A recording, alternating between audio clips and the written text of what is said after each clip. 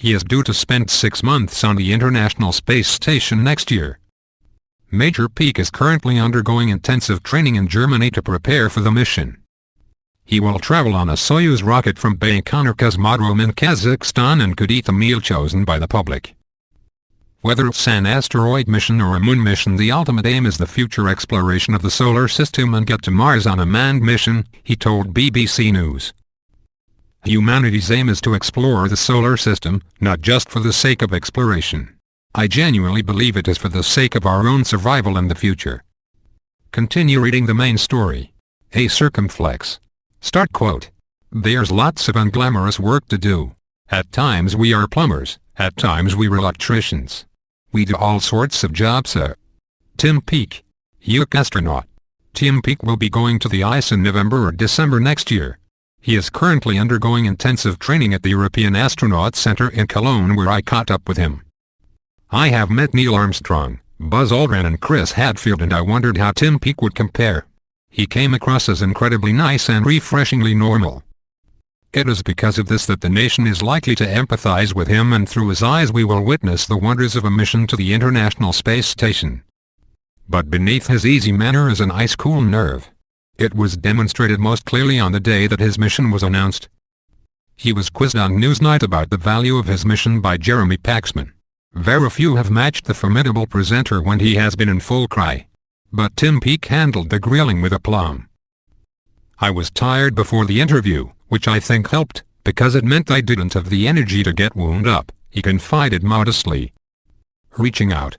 I asked Tim whether he would be reaching out to people on the ground and inspiring them as Chris Hadfield had done when he was on the ice.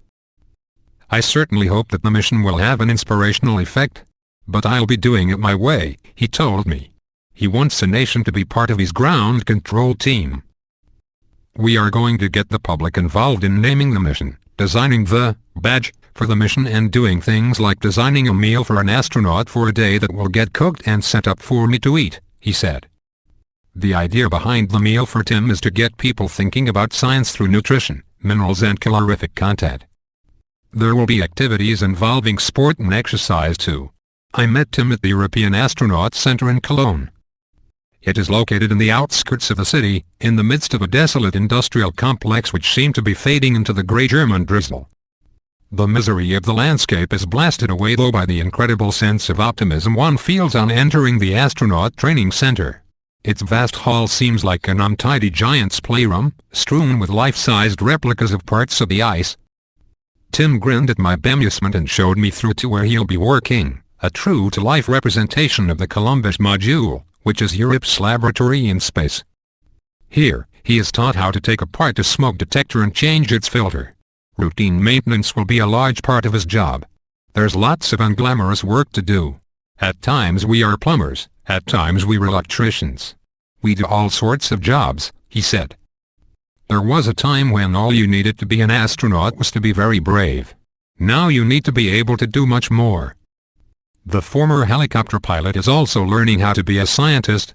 It is hoped that he will be carrying a number of British-led experiments which would include watching how microbes grow in space and creating new types of metal alloys in zero gravity. The ice is now the orbiting laboratory it was designed to be, but many leading researchers say that the projects that will be undertaken on board won't be cutting edge. It is definitely cutting-edge science, Tim protested. Some of the things we are doing on the space station are absolutely remarkable. We are finding things about our bodies that we genuinely had no ideas about before. The most interesting experiments on board the space station are the astronauts themselves. They are being constantly monitored to investigate the effects of long-term space travel. Currently, astronauts normally don't spend more than 6 months on the ice because of exposure to radiation and bone loss caused by weightlessness. It is the debilitating effects of long-duration space missions that is one of the main obstacles to sending humans to Mars.